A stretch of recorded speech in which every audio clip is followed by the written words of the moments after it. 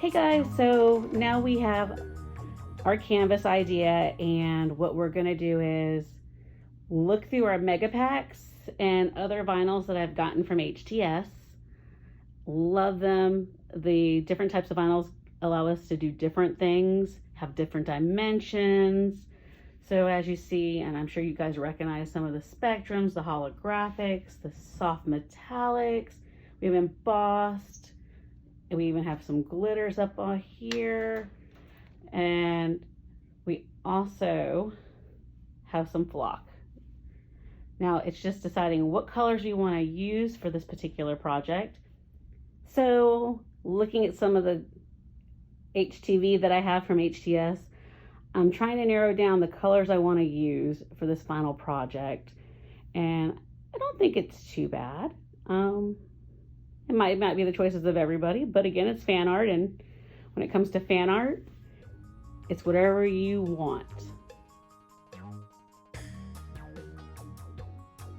So now we want to load our next piece of vinyl, and I use this little cardboard roll to help keep the mat a little more level with the machine.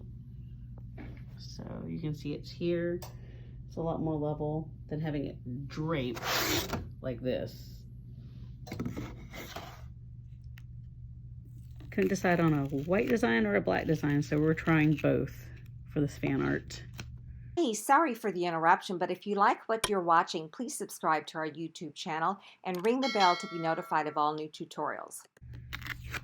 But the nice thing about HTV from HTS is that it weeds pretty nicely, if you ask me.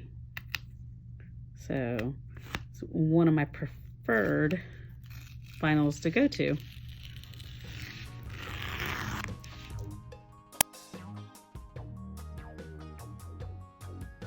Okay, so with a raised canvas, you've got to fill in the blank spot so that you're going to be able to press this material, and the pressure will help apply the vinyl. So I have one of my heat press pillows, and I actually have some boxes that will fit and fill the gap in here from the post service.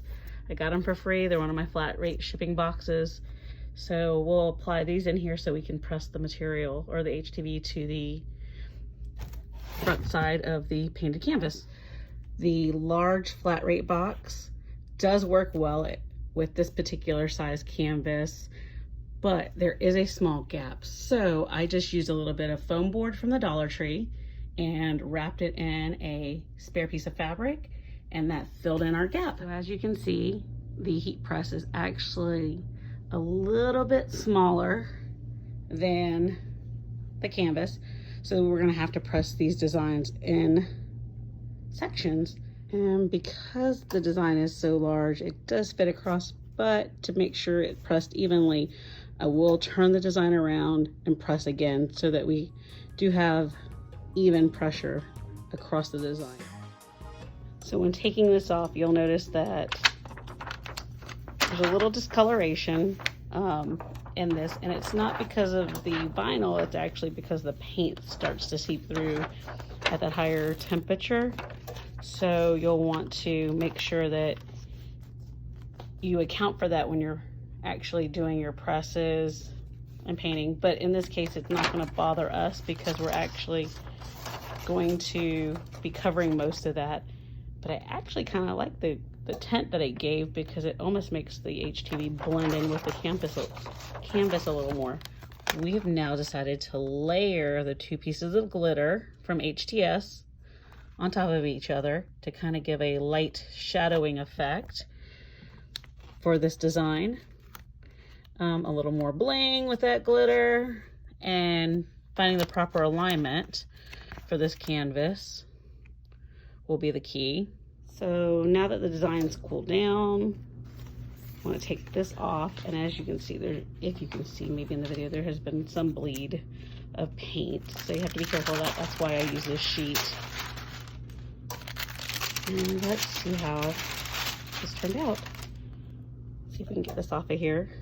without tearing up any paint. It's peeling up very nicely, like I always expect from HTS vinyl.